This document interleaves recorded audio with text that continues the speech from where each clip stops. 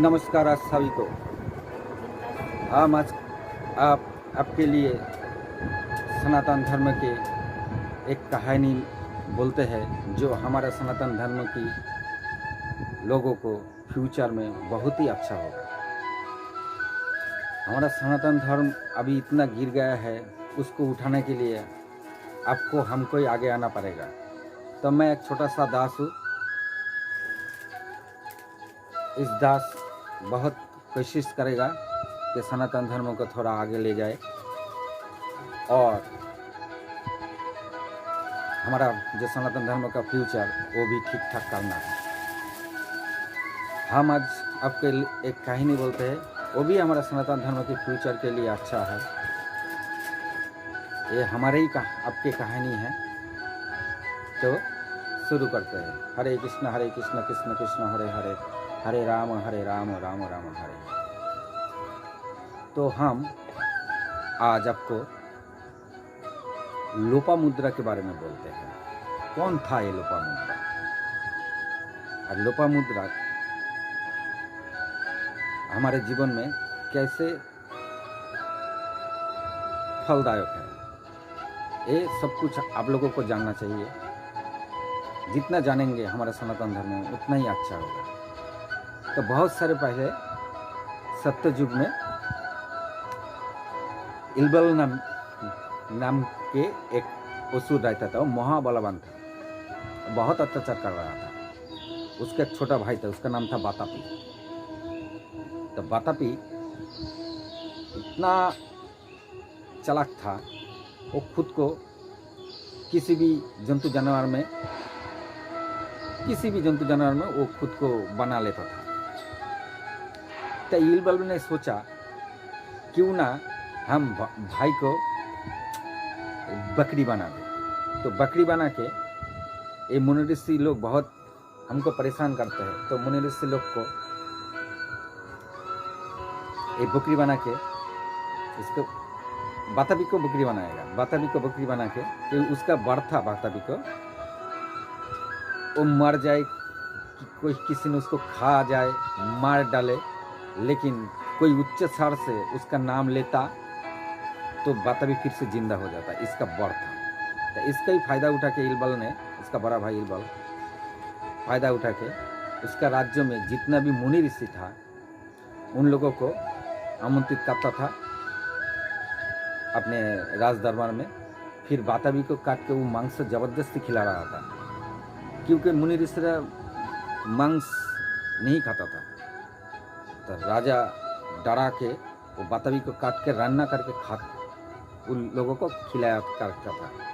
फिर उन लोग जब वो मांस खा लेता था, फिर इल्बल ने क्या किया, इल्बल ने उच्च स्वर से बाहर से डकता था, भाई वातापी बाहर आ जाओ। तो वातापी क्या करता था, ऑटोमेटिक जिंदा हो जाता है। ऑटोमेटिक जिंदा होके वो मुनि ऋषि का पेट फाड़ के बाहर निकालता था और उससे मुनि ऋषि मर जाता था। ऐसे भी बहुत मुनि ऋषि उन लोगों इल्बल ने मार रहा था। एक खबर जब इधर उधर दूर दूर तक जब इस खबर को चला गया तो बहुत सारे मुनि ऋषि उस राज्य छोड़ के इधर उधर भाग रहा था। बाई चांस उसका इल्बल का कोई मुनि ऋषि को पकड़ लेता था तो उसको वही वातापी को काट के खिलाया था, पेट फाड़ के उसको वातापी बाहर ले आता था। ऐसे करके वो अत्याचार करता था मुनि ऋषि के ऊपर। इतना खूब था मुनि ऋषि को उनका ऊपर। मुनि ऋषि को बिल्कुल वो देख नहीं पाता था। तो इधर अगस्त मुनि इस सब का खबर नहीं रखता था। अगस्त मुनि आपका आश्रम में ध्यान में रहता था। एक दिन अगस्त मुनि ने सोचा कि हम आश्रम के आसपास थोड़ा घूम लें। मतलब वन में रहता था, बहुत दिन आश्रम में रहा, बाहर नहीं गया। तो अगस्त मुनि जैसे सोचा वैसे नाम करते करते, भगवान का नाम करते करते वो अपना आश्रम के आसपास वन में घूर रहा था। तो इस घूरने में उसने देखा क्योंकि आकाशमुनि त्रिकालदर्शी था, उसने देखा और किसी के आंखों में वो नहीं आता था।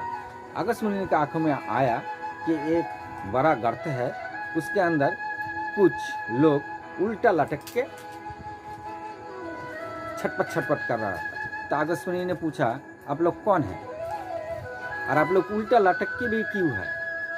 तभी वो उल्टा लटक जो लोग लटक रहा था उसने ही बोला आकाशमुनि को कि हम तुम्हारा वंशज के हैं, लेकिन हम लोग का उद्धार नहीं हुआ, तुम भी तो शादी नहीं किया, तो हमारा उद्धार करना चाहिए, ये तुम्हारा कर्तव्य है। आकाशमुनि को बोला तो हम लोग का आप उद्धार कीजिए। तो आकाशमुनि ने सोचा तो हम जब आपको उद्धार करेंगे तो हमको एक पुत्र चाहिए, वो पुत्र उद्धार कर सकता है, तो पुत्र कहाँ से आएगा? तो शादी करना पड़ेगा। तो आकाशमुनि इधर उधर उन लोगों का आश्वास देके गया कि हम आपको इधर से बाहर ले आएंगे, उद्धार कर देंगे। तो आकाशमुनि फिर आश्रम में आया, इधर उधर अपने लिए एक स्त्री ढूंढ रहा था, तो नहीं मिला उनको। तो स्त्री जब नहीं मिला तो आकाशमुनि ने क्या किया, ठीक है कोई बात नहीं, तो उसका आश्रम के आसपास जो खरगोश, हरिण, गाभी, उसका जो अच्छा गुण था वो ध्यान के माध्यम में गुण और कुछ जंतुओं का अंग लेके उसने एक छोटा सा बच्चा को जन्म दे दिया। उस बच्चा जब उसने जन्म दिया, उसका हाथ में आ गया, तो उसका नाम आकाशमुनि ने रखा लोपामुद्रा। तो आकाशमुनि सोचा ये जब बड़ा होगा तब हम इसको शादी कर लेंगे। आकाशमुनि खुद के लिए तो लोपामुद्रा को जन्म दिया था। जीव जंतु के गुण और अंग से लोपामुद्रा का जन्म हुआ था। तो इधर जिस आश्रम में आकाशमुनि रहते थे, उस राज्य के राजा, विदर्भ राजा, उसका कोई संतान नहीं था। उस संतान के लिए यज्ञ कर रहा था। ये जब आकाशमुनि ने सुना तो आकाशमुनि उस लड़की को लेके गया विदर्भ के राजा के पास। बोला हमारे पास एक कन्या है, आप ले लीजिए। तो उसका तो कोई संतान नहीं था। ऐसा कन्या, इतना कन्या बच्चा मिलके उनको इतना खुश हुआ कि उसने उसके लिए उत्सव रख दिया। तो आकाशमुनि देखे चला गया। तो लोपामुद्रा दिन दिन बड़ा हो रहा था। तो विदर्भराज लोपामुद्रा के लिए 100 दासी रख दिया था। उसका आसपास सब समय रहता था। और लोपामुद्रा जब जवान काल आ गया, इतना सुंदर था कि अप्सरा भी उनके सामने बैठक पत्र लग रहा था। उसका सुंदरता पूरा धरती से स्वर्ग तक, पाताल तक चला गया था। तो अभी विदर्भराज सोच रहा था कि अभी कन्या का शादी हो जाना चाहिए। तो इस तरह राजपुत्र ढूंढ रहा था, नहीं मिल रहा था उसको। तभी आकाशमुनि को सुन लिया, आकाशमुनि भी सुन लिया कि लोपामुद्रा जवान हो गया। तो आकाशमुनि सीधा चला गया विदर्भराज के पास। राजा की जाके बोला कि इस कन्या का हमारे साथ शादी कर दीजिए। तो विदर्भराज सोचने पड़ गया, आकाशमुनि दिया था इस संतान को, हमारे कन्या को, अभी इसी को उन्हीं ने शादी करना चाहता है। हमारा कन्या राजकुमारी है, आकाशमुनि एक सन्यासी है, कैसे देंगे?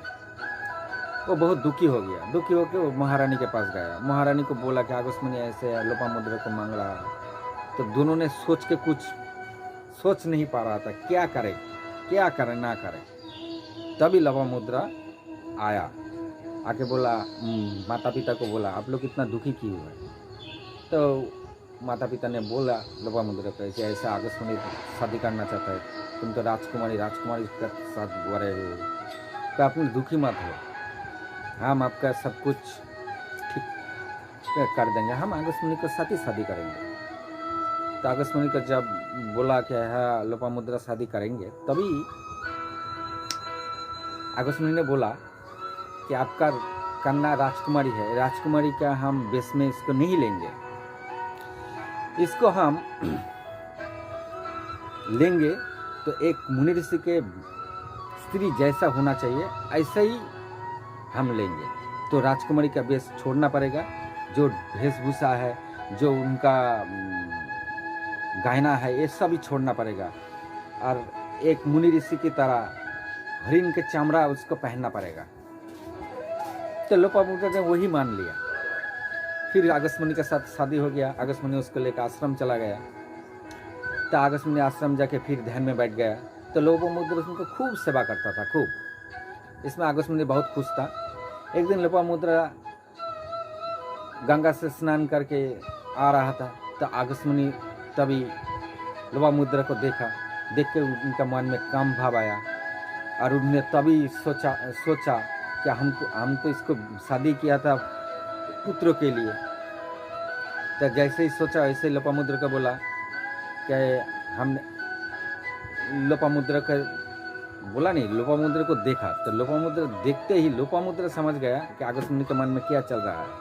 तो लोपामुद्रा खुद ही बोला कि आपका मन में क्या चल रहा है हमको मालूम हो गया, आपको नहीं बोलोगे तो हम समझ गया, लेकिन हम ऐसे इस भेष को हम खराब नहीं करना चाहते। ध्यान का भेष, हम लोग इसको सब समय भगवान को जपते हैं, तो हम इसको खराब नहीं कर सकते।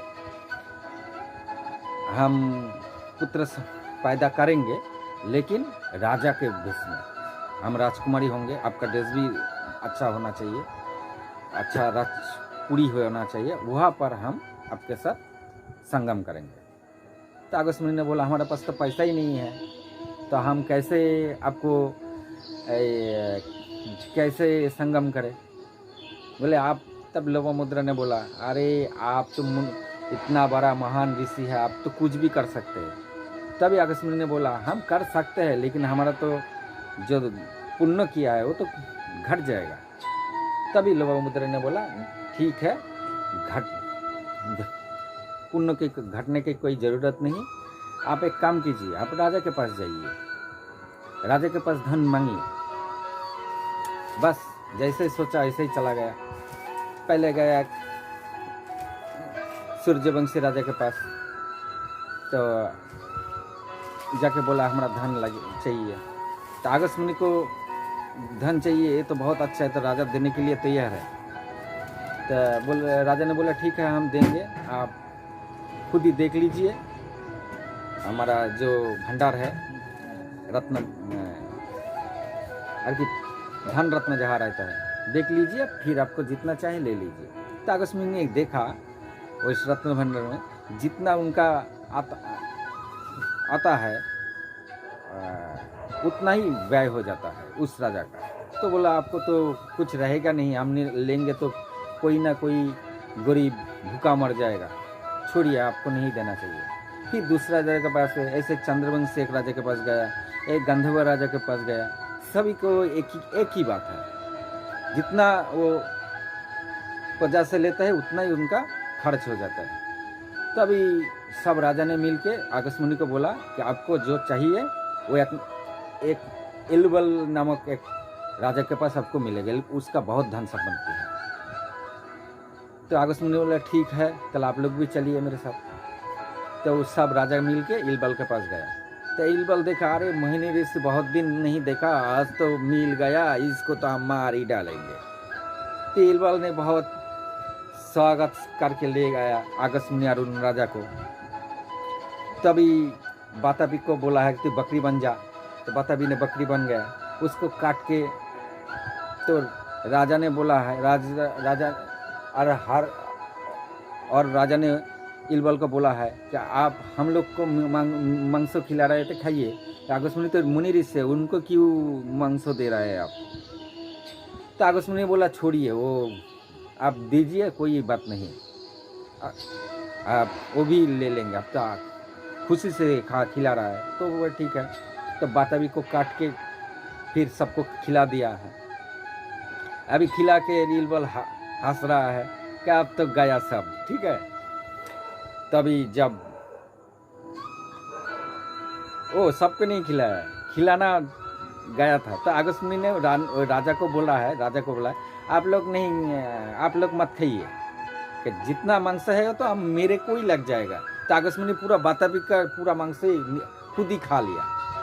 और जब खा लिया तो मुनि ऋषि का मारने का इल्बल का एक पास चांस है कि इल्बल ने बाताबी मेरे भाई निकलो, तो बाताबी तो नहीं निकल रहा है।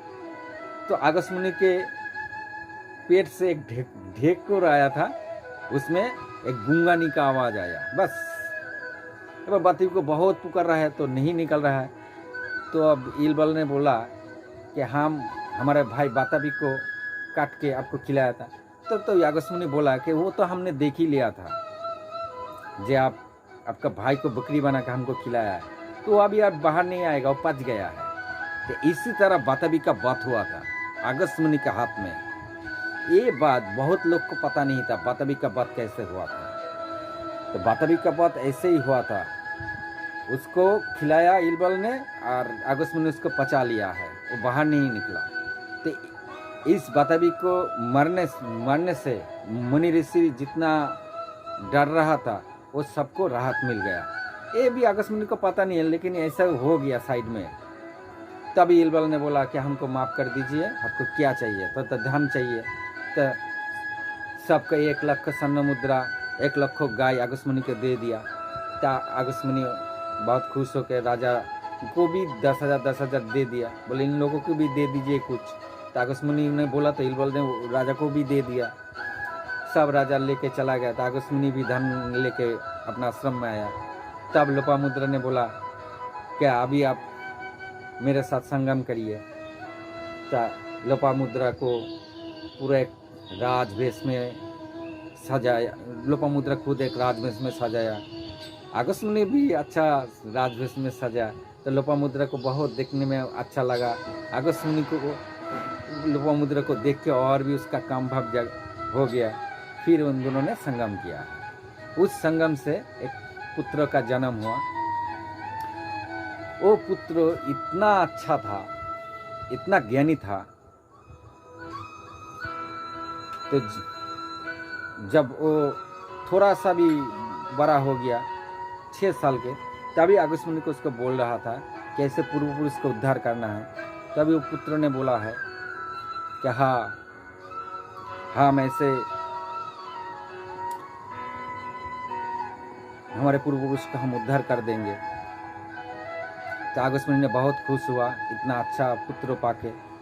लोपामुद्रा भी खुश हुआ। तभी वो पुत्र जो पूर्व पुरुष कष्ट कर रहा था उल्टा लटक के, उनका सब पिंडदान किया था। उस पिंडदान करने से जो पूर्व पुरुष था आकाशमणि का, उसका सब उद्धार हो गया। तो इसी से सीख लीजिए कि ये हमारा सनातन धर्म का एक सच्चा कहानी है सत्ययुग का। ये सब चापा पड़ गया है वही के अंदर। हमारा जो देश में इतना 1000-1200 साल से जो गुलामी में झिल रहा था, हमारा इतना मिलावट किया था कि हम एक पढ़ते दूसरे बोई में अलग है, इस बोई में अलग है। कोई ये लिखता है, कोई वो लिखता है। असली क्या है हमको मालूम नहीं। असली हम आपको ढूंढ के बाहर निकलना है और हम सनातन धर्म को ऊपर ले जाना है फिर पहले की तरह। तो आज यही ख़त्म करते हैं। हरे कृष्ण कृष्ण कृष्ण हरे हरे, हरे राम राम राम राम हरे। अब लोग अच्छे रहिए, खुश रहिए।